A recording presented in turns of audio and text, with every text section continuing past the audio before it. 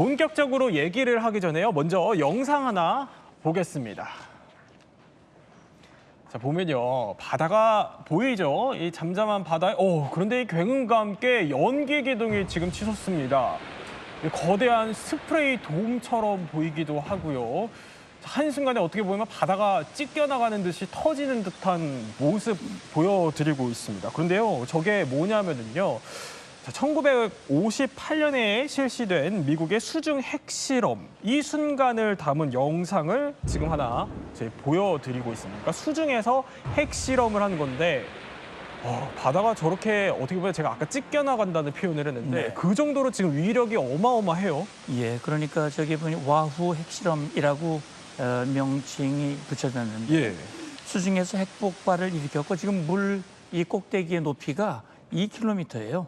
이 2km 높이의 거대한 물 기둥이 치솟았고요. 네. 지금 이제 물의 범위를 보면 2 내지 3km 반경 안에 있는 함정이 즉시 전복이 됐고요. 수십 킬로미터 밖까지 충격파가 퍼졌습니다. 이 물리적 현상이 압도적이었고요. 문제는 뭐냐면 이 방사성 물질이 해수와 대기에 확산이 되면서 네. 광범위한 오염을 유발했거든요. 그래서 이 실험, 이게 이제 일본의 핵폭탄 2개가 떨어진 이후 13년 후에 예. 이 한 실험이었는데 이 실험에서 나온 데이터는 이후 핵어뢰, 핵심해 폭탄, SLBM, 잠수함 방호 전략을 수립하는 데 활용이 됐고 핵무기 영향력이 지상에서 해저까지 확장될 수 있음을 네. 입증하는 그런 실험이었는데 결국 핵무기가 바다를 지배하는 전략 무기로 진화하는 그런 그렇군요. 전환점이 됐다 이렇게 보시면 됩니다. 자, 저게 1950년대 실시된 거지만 이용주 평론가.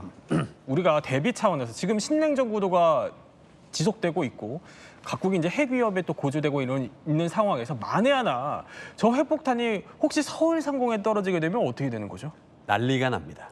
절대로 있어서는 안 되는 일이지만은 예. 앵커님 말씀하신 것처럼 대비를 하는 차원에서 시뮬레이션을 한번 돌려본 결과가 있습니다. 네. 2004년에 미국 국방부 컴퓨터 모델을 활용해서 가상 영상을 만든 적이 있었는데요. 예. 자, 그래서 이 서울과 비슷한 지역의 핵탄두를 떨어뜨리는 겁니다. 떨어뜨렸더니 일단은 핵탄두가 떨어진 곳의 반경 150 이내에 있는 모든 물질은 기체화돼서 사라집니다.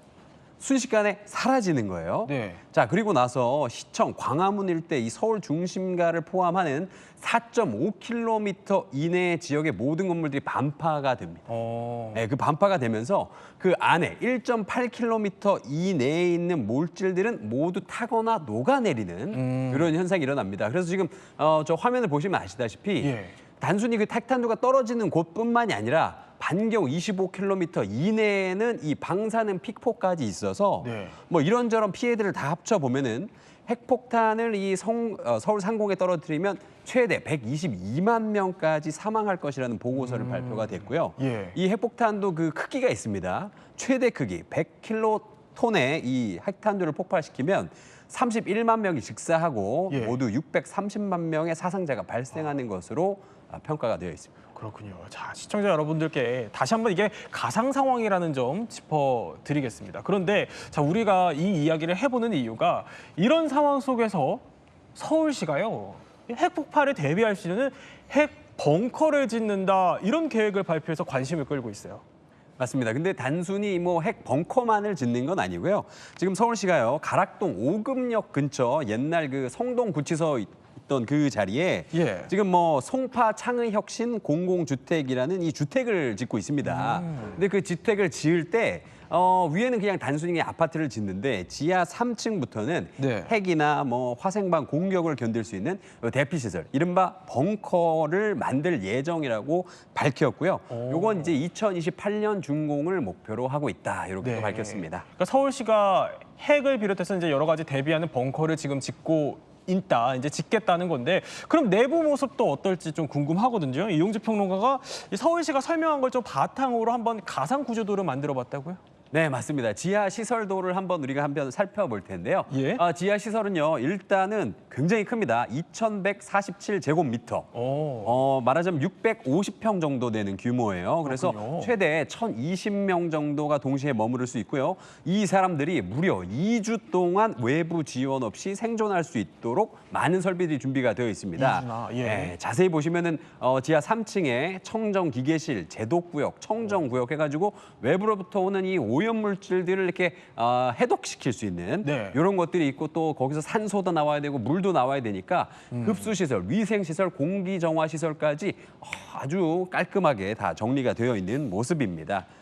그렇군요. 그런데 이 지하 벙커가 뭐 이번에 서울시가 만든다고 해서 화제이긴 하지만 사실 좀 멀리 있는 이야기는 또 아니에요. 왜냐하면 우리가 좀 잘 몰랐을 뿐 우리 주변에는요 다양한 벙커들이 그동안 존재를 해왔다고 합니다. 그래서 지금 몰랐던 이야기들을 통해서 한번 대표적인 벙커들을 저희가 소개해 드리려고 합니다. 첫 번째, 벙커를 말하다 서울의 비밀 벙커. 이거는 그래도 많은 분들이 좀 아실 것 같은데 여의도 지하 벙커 얘기입니다. 영상으로 한번 볼까요? 자, 이겁니다. 이렇게 이게 2015년에 시민들에게 이제 공개된 이후에 발견된 모습 영상 저희가 찍어서 보여드리는 겁니다. 저렇게 화장실도 있고요.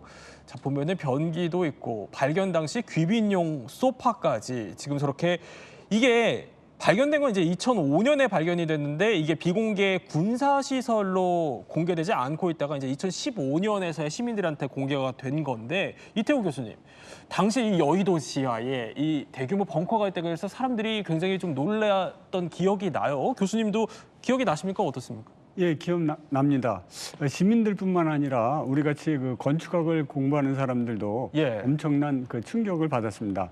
당시 벙커가 일반적으로 그 알려진 개념이 아니었기에 아마 간첩이 파놓은 그런 시설이 아닌가 이렇게 말들이 많이 나왔고요.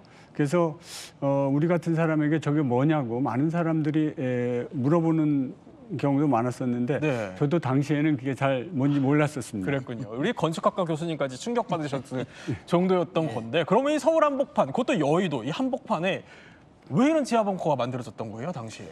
이제 70년대 박정희 대통령 당시에 만들어진 걸로 추정이 되거든요. 네. 그런데 이게 아마 유사시에 이 대통령을 비롯한 요인의 대피용으로 사용이 된 것 같아요.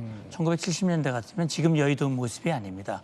여의도에 광장이 있었고요. 그렇군요. 제가 예. 현역으로 있을 때 거기서 국군의 날 열병, 분열식을 했던 곳이 바로 여의도거든요. 예. 거기 이제 여의도 사열대가 있고 대통령이 주재하면 대통령과 주요 인사들이 있게 되거든요. 아마 제가 볼 때는 그런 행사가 진행되는 동안 유사시에 그 인원들이 대피하기 위한 그런 군사시설이 아니었을까 생각하거든요.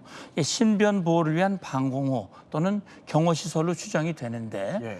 지금 아까 잠깐 화면을 보셨습니다만 이게 50cm 두께의 콘크리트로 견고해요. 어떤 폭격을 맞아도 폭발되지 않도록 하기 위한 넓이가 이제 180평이라고 말씀하셨는데 네. 160평짜리 넓은 방이 있고요. 그다음에 그 옆에는 66제곱미터, 한 20평 정도의 네. 방이 있어요. 또 있군요. 거기에는 뭐 이 소파들도 있었고 지휘하기 위한 그런 어떤 이 장소들도 있었고요. 거기 뭐 화장실, 기계실 뭐 이런 것들이 있는 걸로 봤을 때는 아마 제가 생각할 때는 아까도 말씀드렸습니다만 유사시에 이 요인을 위한 그런 대피시설이었다라고 생각을 합니다. 그리고 문 장관이 군에 오래 계셨잖아요. 네. 알고 계셨어요? 저는 몰랐죠. 저런 곳이 있으리라고는 뭐 생각을 못하죠. 그러셨군요. 그러나 그때 이미 저런 대비를 했다는 것은 네. 당시에 우리 선배들이 유사시에 대비하기 위한 대비태세가 있었다 생각을 합니다. 자, 그러면 두 번째 벙커를 한번 볼게요. 두 번째는 이런 벙커 있습니다. 자, 개인 벙커인데 아니 이건희 벙커라는 이게 무슨 얘기예요? 네, 90년대 이야기인데요. 90년대에는 고 이건희 회장이 사는 건물에는 벙커가 있다라는 그 소문이 돌았어요. 근데 사실 그 당시에는 벙커라는 그 개념 자체가 없으니까 방이 크다는 얘기야? 이게 뭔 얘기야? 이랬거든요. 네. 근데 실제로 이건희 그 회장님이 살던 서울시 서초구 서초동에 있는 어떤 건물이 네. 실제로 그 계획을 할 때부터 설계를 할 때부터 벙커를 염두에 두고 건물을 올렸던 이 고급 빌라가 있던 겁니다. 설계 당시부터. 네, 그러니까 이건희 회장이 뭐 개인적으로 만든 건 아니고요. 예. 그래서 여기가 이 벙커가 있어서 그런지 아니면 뭐 목이 좋아서 그런 건지 많은 연예인들이나 뭐 재벌가 자제분들이 여기에 굉장히 많이 살았거든요. 그렇군요. 그래서 이 빌라가 어떤 식으로 이 자신들을 이제 소개를 했냐면 진도 7의 지진까지 견딜 수 있는 내진 설계가 되어 있고 70에서 80cm의 두께의 콘크리트 벽이 설계가 되어 있다. 네. 그리고 200명이 2개월 이상 생활 가능한 각종 시설이 완비가 되어 있다. 이런 식으로 사실상 이 벙커를 굉장히 앞면에 내세워서 홍보를 한 거죠. 그래서 그러니까 그게 굉장히 잘 됐는지 지금도 뭐 가격이 오르고 있다. 뭐 이런 얘기가 들리곤 합니다. 그러니까 고 이건희 회장이 설계 때부터 관여했던 건지는 모르겠지만 근데 어쨌든 이 설계 당시부터 있었던 거고 이제 이건희 회장이 원해서 이제 만든 벙커는 아닌 걸로 보이는데 자 그러면 세계적으로 유명한 부자들이 그런데 직접 벙커를 만드는 경우가 있다고 해요. 예, 저도 뭐 들어서 안 얘기입니다만 예. 이런 소문이 있다고 얘기를 합니다. 하와이에 대규모 지하 벙커를 가졌다. 누가? 이게 이제 미국의 메타, 페이스북의 창업자인 마크 저커버그가 하와이에 있는 카우아이 섬에 568만 평방미터 부지에 465 평방미터 정도 되는 지하 벙커를 짓고 있다. 이 지하 벙커에는 자체 발전 시설, 식량 공급 시스템이 포함된 대피 시설이었다. 뭐 이런 얘기인데 뭐 관계자들은 비밀 계약 유지이기 때문에 밝힐 수 없다라고 얘기했는데 예. 나중에 저커버그가 자신이 인터뷰에서 이걸 밝혔어요. 거대한 벙커가 아니다. 작은 쉼터일 뿐이다. 일종의 지하 시설일 뿐이다라고 이 루머를 부인을 했는데 네. 보면 이 링크드인의 공동 창업자 리드 호프먼은 세계 억만장자의 절반이 대재앙 대비 보험을 가지고 있다.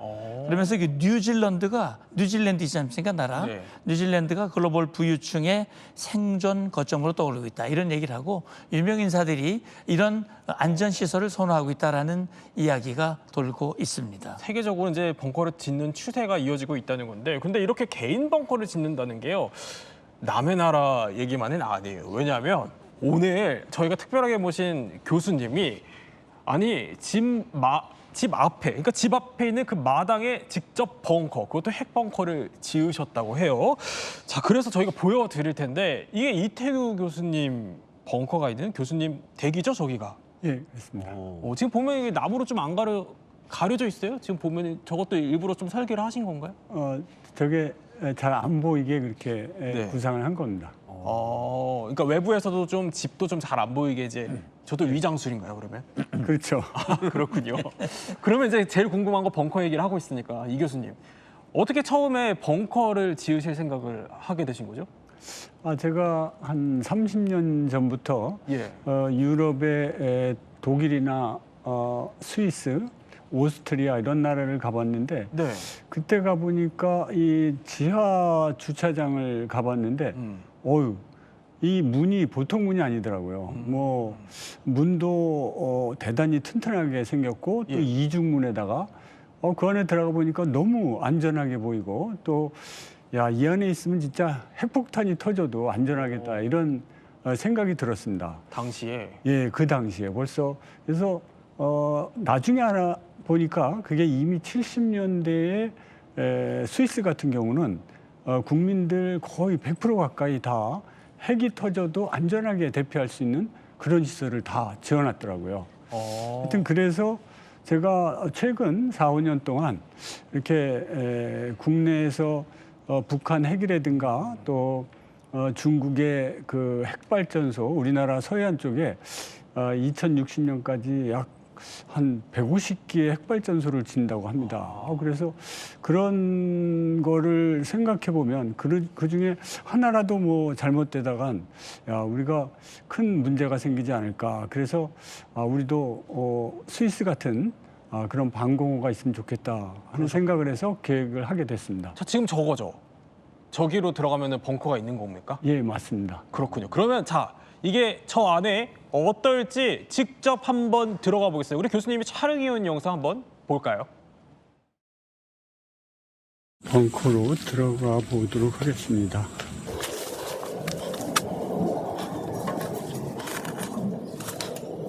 이렇게 탈출구가 되겠고요. 한쪽에는 이제 침대를 놓으면 되고요. 한쪽에는 급수시설과 세면 도구, 그리고 비상탈출구, 환기장치가 되겠습니다. 그리고 반대쪽에는 공기가 배출만 되는 배기장치고요. 직접 내부로 공기가 들어오지 않고 내부 공기가 바깥으로만 나가는 장치입니다. 이건 건식 변기고요. 20리터 정도 차면은 묶어서 한쪽에 배출하고 건식으로 사용할 수 있는 화장실입니다. 침대를 여기 3층으로 놓을 수가 있고요. 전기가 끊겼을 때 비상 전원 장치도 가동이 안 될 때는 두세 시간마다 교대로 이 환기 장치를 돌리면 위로 정화된 공기가 나옵니다. 방사능에 오염된 공기를 정화하는 필터 장치가 되겠습니다. 어마어마합니다. 그런데 교수님, 저거 지금 저 방공호 저 벽 두께, 이 콘크리트 외벽 두께가 지금 40cm짜리예요? 예, 맞습니다. 내부가 지금 일반 건물과 비교해서 어떤 차이가 있죠? 저거는 이제 스위스 기준인데요. 예. 일반 벽이 핵을 방어하기 위해서는 30cm 기준인데 네. 외부와 저렇게 노출됐을 때는 40cm 정도의 철근 콘크리트로 만들게 되면 스위스 기준에 맞습니다. 또 유럽 기준이나 또는 나토 그리고 미국은 거의 민간에서 저 스위스 기준이 거의 가장 기본으로 쓰이고 있습니다.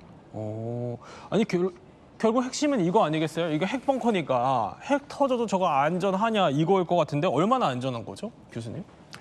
예, 저게 그 히로시마에 예. 터진 15킬로톤짜리가 터질 경우에 한 1km 정도 내에서 터지더라도 저게 버틸 수 있는 그런 구조입니다.